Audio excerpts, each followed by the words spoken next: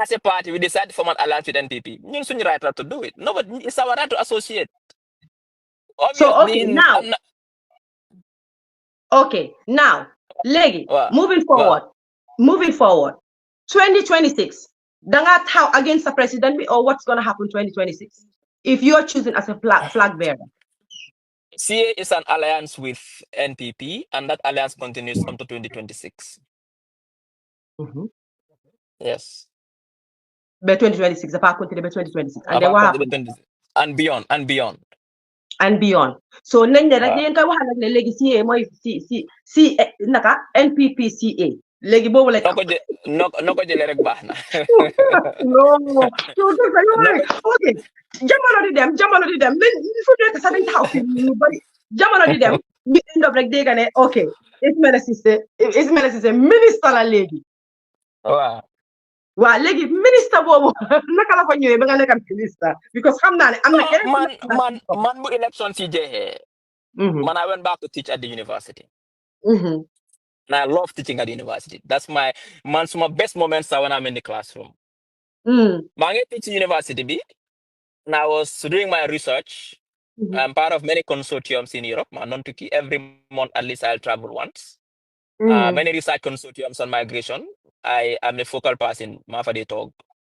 I also teach in universities in Brussels, and I also teach in other universities in China. I also sit in research boards across in the world. So man on pick a lot. They have someone to teach in the world. I go to Japan, I teach. I go to China, I teach. I go to Brussels, I teach. I supervise PhD students in Brussels. I go to examine them. So I was doing my thing. I wasn't focusing even on government. So what changed? What changed? What's changed from doing your thing Then to? I was in the classroom in Farabadi teach in the, research methods. Book class jehe. In fact, I check my phone because when someone make a class, I put all my phones on silent mode. I get so many missed calls. When I return the missed calls, then I go State House. Madam Fofo, I was appointed as minister. So just like that. So just like that, someone called you and said, "Okay, then Labuga State House," and from there, you just appointed. The president wanted to see me. Madam gets president. Me, okay. The Malbuga appointed as minister of info, and I accepted. Well, is that the right way to do it? You call someone and say, "Okay, I just want you to be the minister of leave." What is the right way to do it? No, I'm just asking because the family. Of course, yes, because obviously that is the right way to do it. Because the way you got it was just too easy. That's why I asked. Is that the way to do it? No, it's not easy. No. The president has a right to appoint any minister, Bumbuga, as long as the person accepts. Exactly. Yeah. So the president calls the Malabuga appoint a minister and accept. That's it. Deal is over. What's wrong with that? Okay. And then you become the minister, right? I became the minister of information. You become the minister of information. Wow, for viewers' sake, especially those who have sent younger be match with companies more boss lan mooy sa role as the minister? Most role as a minister is the information, media, and broadcasting services. You know, I mean the policy oversight when it comes to information dissemination. You know the brand government. You know make sure that there is an information flow between government to the people, but also bring information from the people to the government. You know a media for broadcasting and the media. Like I said, accountability and transparency is important. And to promote accountability and transparency, people need to know what the government is doing. So our role is to ensure that we tell the people what the government is doing through different initiatives like the Masakunda initiative, like the press conferences, like the media programs, but also to ensure that the media is not only well capacitated, but also make sure they work within a very conducive environment. We bring the laws and the regulations. And the policy oversight, we make sure that broadcasting is also done in line with the rule of law. So that's our job. Basically, that's the mandate of the Ministry of Information, Media and Broadcasting Services. Okay. Legi déglu naa la nag su ma waxee na danga maa déglu. Ceesay ngaari. Okay. Looloy sa role wax nga ñu ko léegi dégg nañ ko. So you're not an advisor to the president, right? Loolu xam nañ ko.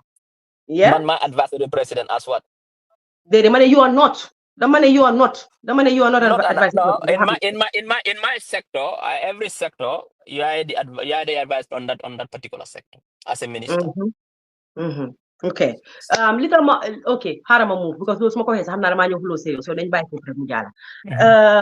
Lolo is a role. Wanga is a role tay. CFE media. CFE. Legi. We have seen the president go places. Communication and be a public be is not right. Yo ngane yin. Yo sa role. Yo yasa team way. Yena de muna wax si diga. Yena de wax askan bi. Li president bi wara wax ak yoy façon ñu bi démé nonu. Omala loolu de li mu war a wax de dama la ne non let me make that clear. li mu wax this nga Ismaila doo dee déglu li mu wax laa non dama bëgg a clarifier bëgguma nga misquote ma rek woo ma ne lu mu di war a wax ma ne li mu wax laa government is bigger su ma ne government su ma ne government I mean the government we are the mouthpiece of the government ñu ñooy share information from the government to the people, bring information from the people to the government. And that's where I want you to stop. You can share. Yes. You can share what the government is saying, but not government. Has nini yuhu nini wa xala rek ma ñu. Xala rek ma ñu bala ñu egg ci yoy def sabat ma waye moy wax nga ñu sa rôle ci sa rôle bi la bëgg waxe ne sa communication bi yow as a youth person now I'm gonna be realistic with you.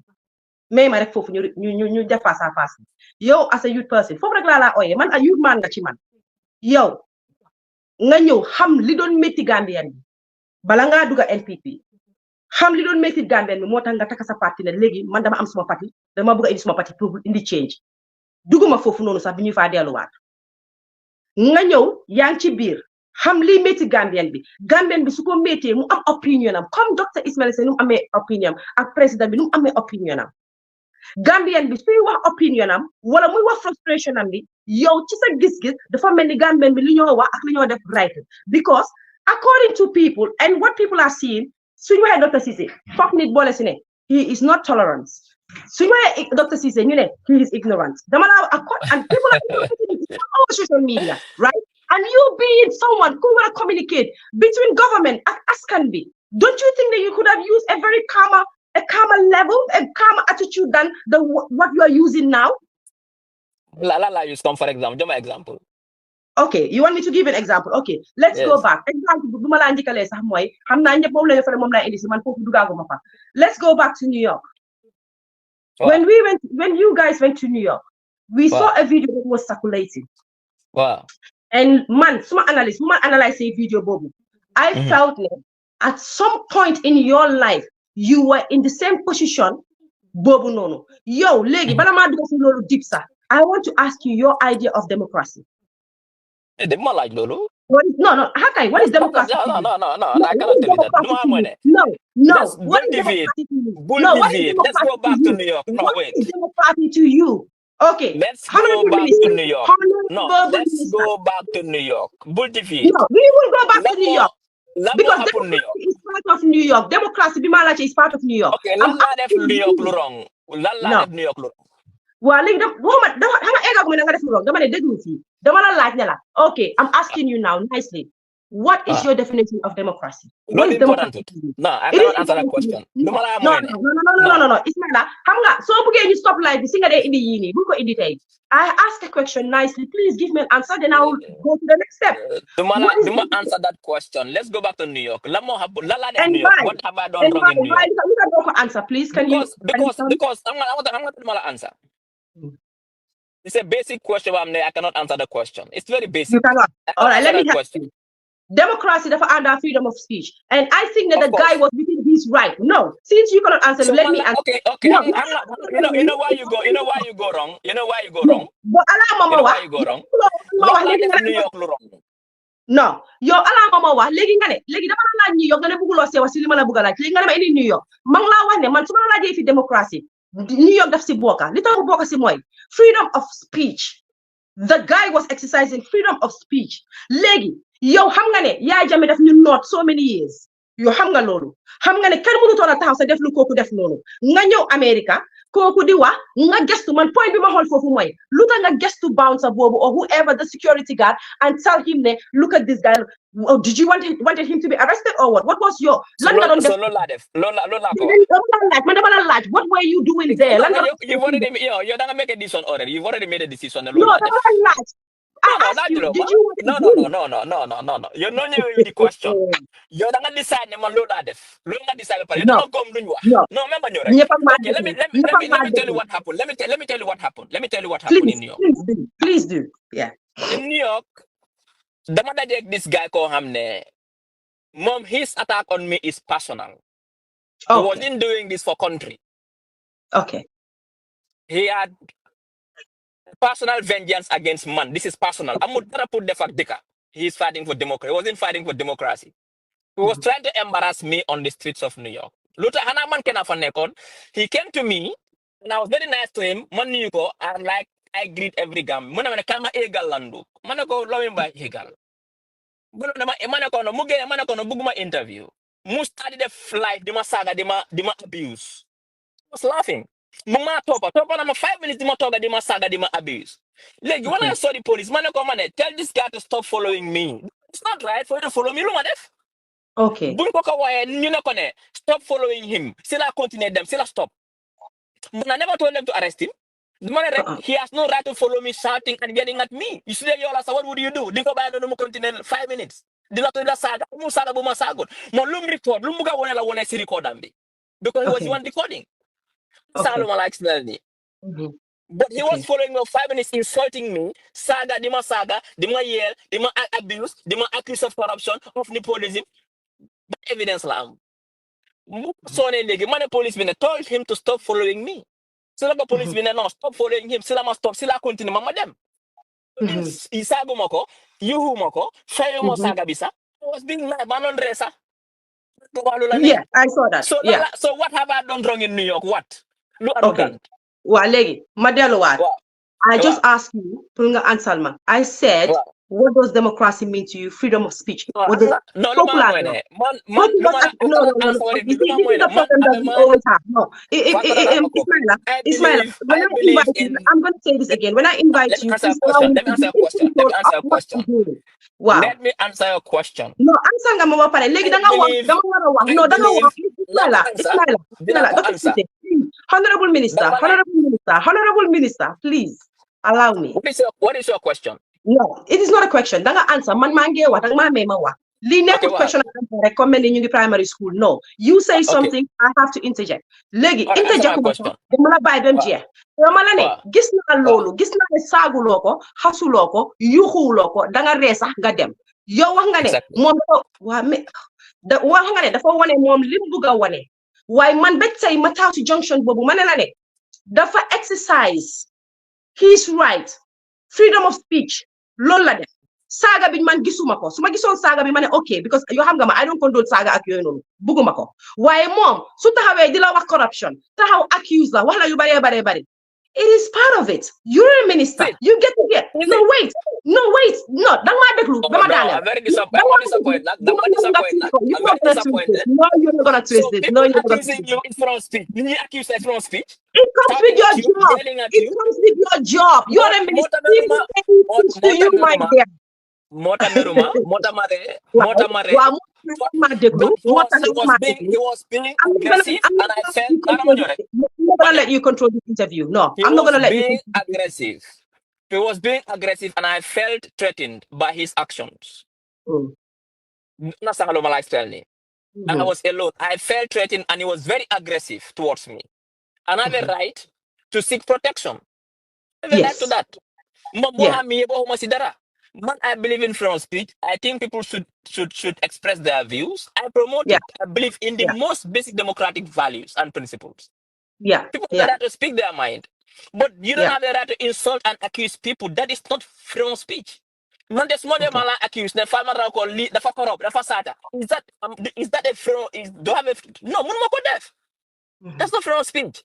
He was accused of being fun la corrupted, fun la defend nepotism, fun la massage. Your government is this. That's fine. He cannot yell at me and accusing me. No freedom of speech, Fatmata. Let's be frank with each other. Okay. Now, okay, legi dama la den nangul waye man do man nangul suma buge wax dama buga nga may mama wax man lan gis nga lolu la because legi suñ time bi think nañu luñu déssé baretul and thanks for coming. Like I said, I appreciate this because sula neexon do ñew tay ni ciow bi bari na, but please allow mama wax dama la ne man yow sa opinion nga wax. I'm telling you how I feel. Ne freedom of speech la. if yo, danga neka ci Europe, nga neka ci West, you have seen people take eggs, throwing at ministers, throwing at politicians. Definitely, I'm not saying it is acceptable. Please, so where is that thick skin? You're a minister. It comes with your job. People will accuse you every day of things that you haven't done. I am on social media. People call me the P word. People have accused my whole family. People have said so many things to me. Does it mean that I'm not saying you did that. What I'm trying to say here is that we saw Dr. Samate, we saw other people. They just walk away from the scene. You're saying he's aggressive.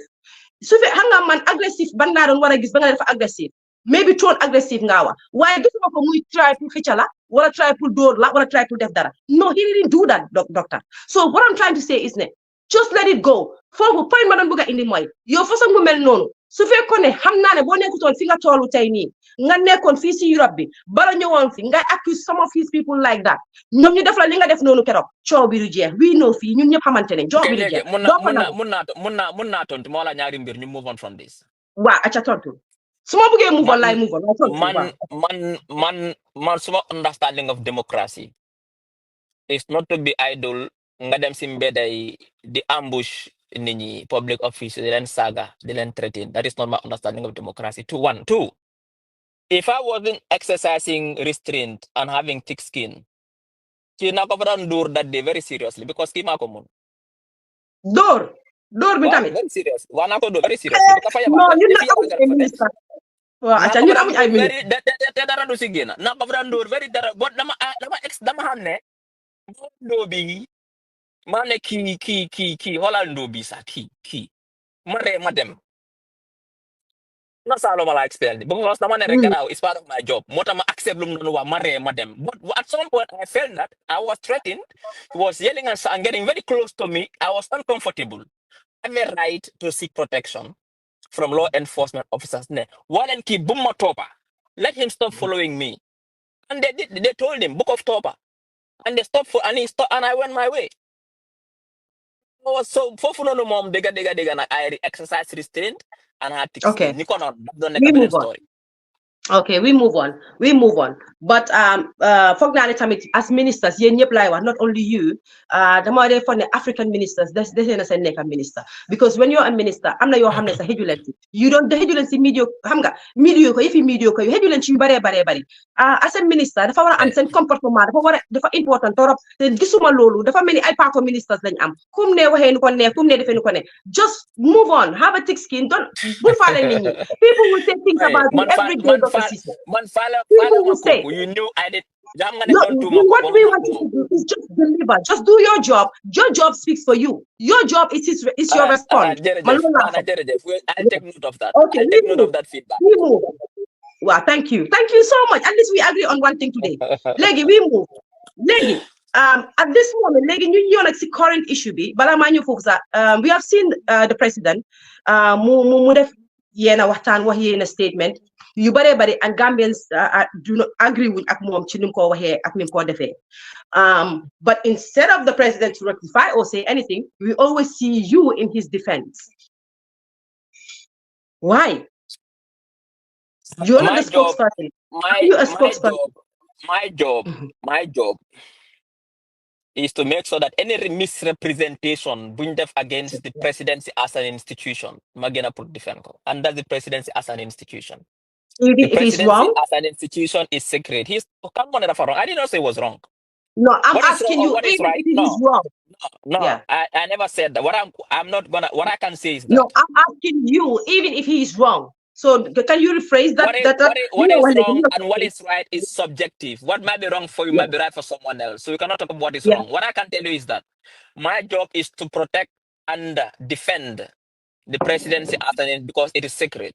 And that is my job. And I'll defend it. And I'll protect it as an institution. Now, what is wrong, what is right, it's a matter of subjectivity. What is wrong for you is right for someone else.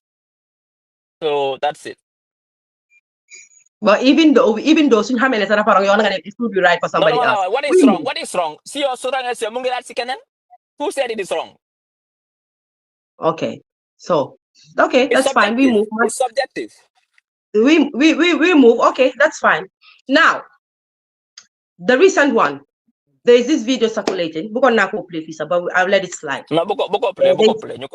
Dumako play. Okay. We saw this video circulating. Foofu laa doon ñëwee suma biir interview bi waxoon naa la yëfi yaakaar bi nit ñi am ci yow.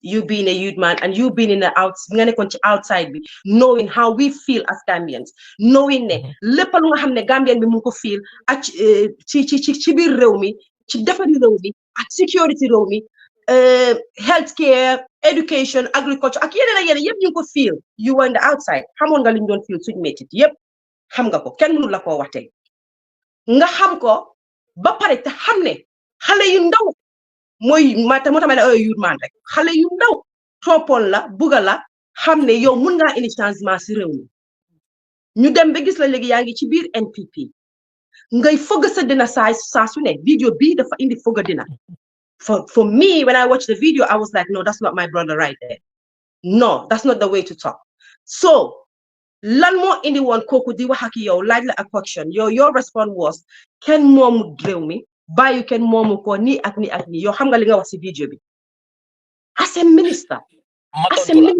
waaw xaaral rek ba ma daaneel as a minister kuy jëlee ci government di indi si askan bi do you think that was the right way to talk the right approach that is my question ma tontu la yes yeah correct okay man ci diaspora bi laa nekkoon duma musa tuutil anybody ku nekk diaspora te duma musa xeeb anybody ku nekk diaspora parce que xam naa lu nekk diaspora dunda naa ko over 20 years maa ngi diaspora I respect anybody ku nekk diaspora surtout ñi nga xam ne everyday ñu ngi liggéey daan seen doole pour dimbale seen waajur fii si Gambia that is one so man duma musa wax anything loo xam ne dama tuutil wala xeeb loo waa diaspora the second thing mooy ne man doomi adama rek la man duma robot te doomi adama moo dee def lu baax nit ñi wax ne def na lu baax tey suba mu def loo xam ne ñu bari séentuwuñ ko fa daf see jàngee rek li ma wax ne président Barrow kenn mënu koo stop pour bum taxaw because constitution bi allow na ko I still maintain it. Can I say something? Can I interject? Arama ñëw maa ngi ñëw danga ma laaj ma tontu. Okay. The manner in which I say it is unbecoming. And I take full responsibility if it come out in a manner that seem not me. I take responsibility for that. It is unbecoming. That is not me. But domi adama rek la. And xam naa ne nit ñi am na fuñ ma séntu. But munuma nekka in that kind of fofu always in a sustainable ma léegi dinaa juum. So juumee da ngaa jàngare nga learn from it nga déglu nit ñi am nañu genuine ñoo xam ne dañ la advice you listen to it pour sa yow sa own good la nga move on the most important thing mooy ne soo juumee da nga accept ne juum nga learn from loo juumee next nga do better but kenn munta wax ne di nga nekk politicien for 20-30 years nga génn di am ay kaddu si biti doo musa juum possible condone it. So léegi man su ma waxee in a manner boo xam ne it's not me it's not becoming ñi ma bëgg ak ñi ma bañ ñëpp ñu point ko out I have to pay attention to it ma make so next time I communicate better. That doesn't take away from the fact that lu ma wax ne gëm naa ko ne président su bëggee taw kenn mënu ko stop loolu moom gëm naa ko waaye lu ma ko waxee it's not me ñu bari ñaalu nañ ko man su ma ñaalu naa ko te su ma sañoon du doon am waaye am na lu ma see mun dara dama see jàngee rek next time I communicate better. Thank you for that. But I still haven't heard you say I'm apologizing. Acknowledge nga ko, I apologize nak. Waxal la ñu balal ma sorry. Apologize nit rek da nga war a understand ne tamit dafa am ñu ma doon waxal ñoo xam ne ñoom tamit ñoom mënuñoo toog foofu di forcer ne against the constitution bi wax di wax ne Barrow by force no tax. Waaye Mayma, are you apologizing to me? Are you apologizing? Man duma mooy ne ma ak su ma numa waxee because lu tax may la dafa am loo wax ba ma la doon wax ne da mun naa interject sax maa gis the manner in which it came out is unbecoming and I could have avoided it and I would not repeat talking like that anymore and do man it's not the way I talk under normal circumstances but like I said nit moo dee juum man duma robot in fact I am even happy that people can also see that I'm infallible. Dama def errors in life. Man, Okay. I want people to see that I make errors. And I'm ready to accept those errors and develop and move on. That is good for me. I'm not perfect. Okay. Munuma fe neka di jai perfect, perfect, perfect, perfect. I cannot do that. Nila waa mel, léegi sometimes I make errors. Wow. waa léegi xam nga bi nga doon wax nga ba ne li nekk si constitution bi o li ak li nga taxaw fi nga taxaw si fi président yaa fa taxaw ba léegi maa nga naan ndax mun naa interject fi Ah, ma bëggoon a laajte mooy fi ma ah. bëggoon a ma laajte mooy from lu ma understand CA amongst many party ak yéen ak keneen yéen da ngeen musa wax ne da ngeen bokk si ñuy agree ne 2 terms la nit war a toog 2 terms so why Ah. are you advocating or promoting for the president to sit for a 3rd term? Man, luma mo very simple. Luna kasi constitution bilawa. 1997 But constitution amut term limit. amoon na jamono boo xam ne danga nee woon su fekkee si constitution bi la nekk amoon na jamono boo nga xam ne yow 2 terms rek nga musa wax ne moo war a mun a am si àdduna si dëkk bi musa Dama la lu wane. nga yàgga wax la Dama la wane. we have watched you grow in Man your gomna political career and you have always said the 2 terms term so limit. why you think ngay fëgg sa dina di tega taabul ne déedéet Gomna mun na moo dem term weneen nit ñi on bail foga waa tabu léegi discuss nañ ko ba pare. Dama la wane. waa déedéet parce que man su ma waree wax dangaa bëgg a wax suma kaw duma ko nangu léegi li ma la bëgg a laaj mooy fan nga ko base ne waaw fan nga base ne taam dafa war a am danga ne mu neex mu naxari defu suma olof bi Okay. waaw nga ne mu neex mu naxari mu neex mu naxari ñu président bi dafa toog si taam léegi fan nga ko teg ak fan nga ko base te liñ agree mooy fan laa ko teg fan laa waaw ko teg mooy si constitution bi même ma wax rek man dama gom term limit te président Barrow gom na term limit moo tax mu push the new constitution mu dem to gazette mu dem parliament gom na term limit but there is no term limit in our constitution so nobody has the right pour wane kenn du fi dem taatam amuloo right boobu noonu. But I see that as hypocrisy. Politics is exciting. Ma daaneel rek. Politics is exciting. La moo exciting politics. Ki dafa xalaata maa su ñu xuloo si ñu wax si. But it's nothing personal. I don't take these things personal, Fatou. Billahi duma ko rejel pass. Moo tax su ma toogee maa déglu gars di ma dee ree rek ne lii c'est pas personal. Ku nekk am sa xalaat. Dañoo am coow ñu xuloo. Ëllëg su ma dajee naa la nuyu naaj ñu waxtaan leneen. Because politics boolewuñu. Politique fii lañ koo bàyyi. Before ñu suñ maam ñaa dem politics fii nii dem nañ. Suñ papa politics dem nañ ñun dinañ dem suñ xale dinañ ñëw kon ñu rafetal ko. So dama la wax ne I don't take this personal. Suma xalaat la as a personal citizen ne. Right now there is no term limit in the so nobody has a right to impose one nit ke doo dem by force. Kenn amul that right. Waa léegi taxawal foofu te danga maa déglu. Yow sa xalaat la nga ne yow sa xalaat la as an individual, right? But you are a normal individual. You are a minister. Sa xalaat dafa am foo ko dee war a teg mënuloo ñëwee noonu rek nañu ne dafa ñëw taam président dafa toog du gën a fi gën a fële and then you are saying nekkul fancy constitution bi you knew it wasn't there from the get go but yow bi nga bindee sa own boss nga toog si CA danga ne nañ leen xeex pour ñaari taam léegi man laaj la ndax yow danga dugg si biir xaalis neex nguur neex bénéfice nekk everything is there and now you're changing your tune what is going on my brother Maasa sa question léegi. Yeah, what's going on? CA Wow. CA seen constitution su fa yekkee loolu problème yi CA la. No. And you are No, right now, such constitution amu term limit. Nobody has a right. Okay. Impose on anyone boom tao. Now, ngane halis. Ngur ban halis mo fa neka. Ban halis. Padiem yang de. Yo, alam mo padiem. Padiem yang de. Padiem sa dude doy. Danga yo kasa halis. Parce que danga dem fa hotel ni den share. Yang mali ñu Yang dawal mutu bu rafet de. Yang dawal mutu bu tax ma wax. Arama ñëw rek. Padiem du doy. Dañ la jël loo xam ne danga dem hotel bi share. Nga wana génne sa own halis nga fay hotel.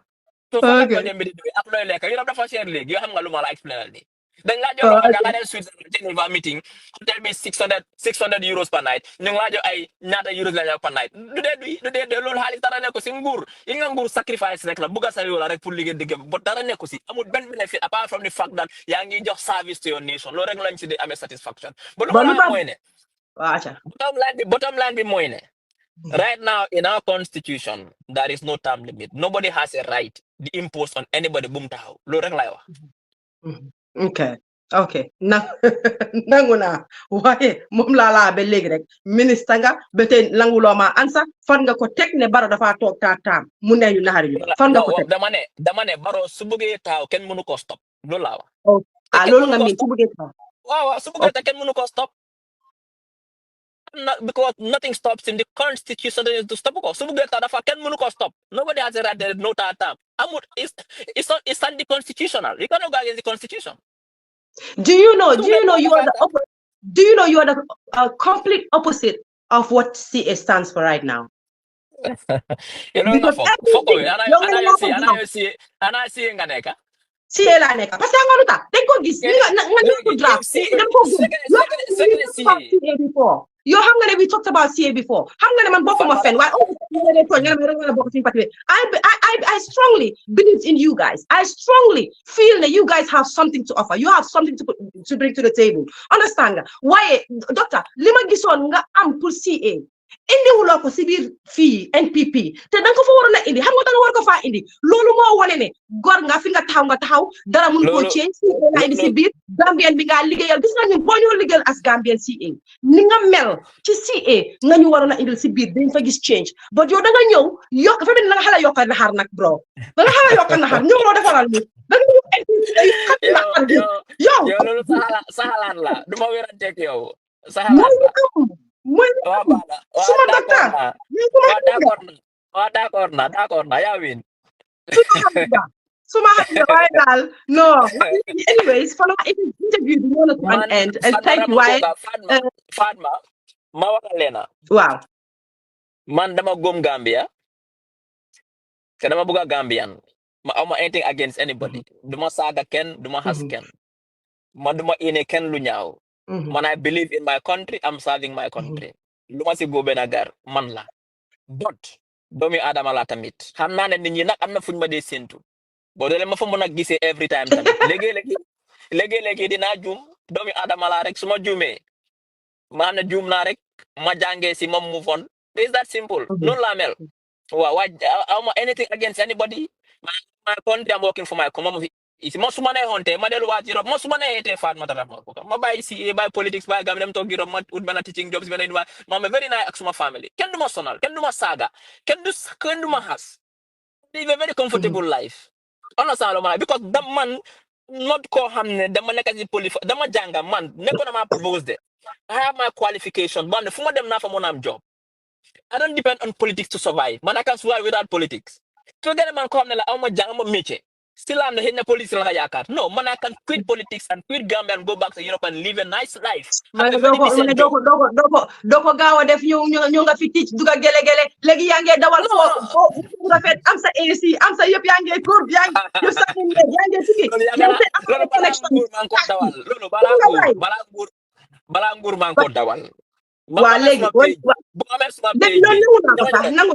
nangu naa sax waaye docteur bëggoon naa na ñu dugg si constitution bi because am na yu bari ba doon seetaan keroog waaye time bi xoj nañu because romb naa time bi ma la waxoon sax so xam naa ne pour ñu dugg fa sax du li fi noonu because I remember maa ngi doon seetaan the brunch before ma gisoon fa Aziz Bensouda ndeysaan mu ngi doon wax lu bari si constitution bi nga xam ne dañ ko ci génne yoo xam ne waruñ ko ci génne benefit Gambia and léegi ñu ngi wax ne 2024 li fi constitution la waaye xëy na 2022 la waaye dañ jël copy and paste waaye génnee fii yàqa fii def léegi wax si tuuti rek ñu move on parce que xam naa ne jël naa sa time bi maa ngi jégaluwaat bu baax a baax.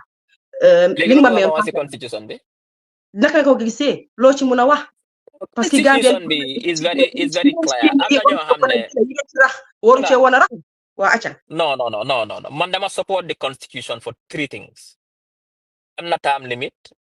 Not majority rule 50+1. And lan mooy the term limit on the constitution? Lan mooy the term limit? More two term of 5 years. More fa nekk. Thank you. Foofu la bëggoon a jàppee. So léegi 2 term, 5 years. And now you want your president, sweet president, mu toog for a term.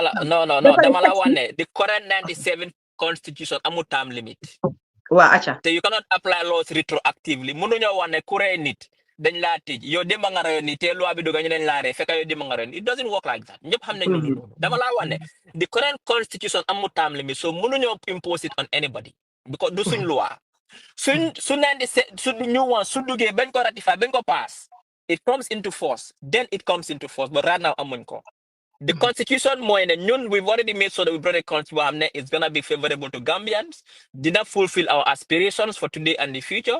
Gazette Nanko, it goes to assembly, they debate on it.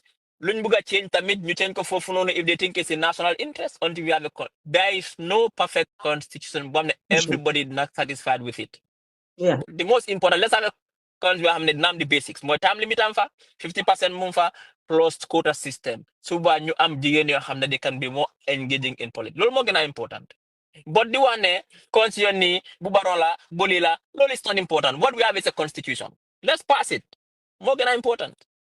But you know, favor ak leen favor. Anyways, come ñëw nañ to an end. No, lolo politics la rek. Lolo why politics la rek. Xam nga ku du nekk waay da nga politique wax de gis nañ ñu bari de du waay politique rek de. But anyways, ndeysaan am na kuma ñaari nit yu ma seen message si messenger ak gis naa ku binda fii nii ñu ne dafa am questions yu ma la laaj ak maa ngi la grill on CA because I have a friend ku nekk CA.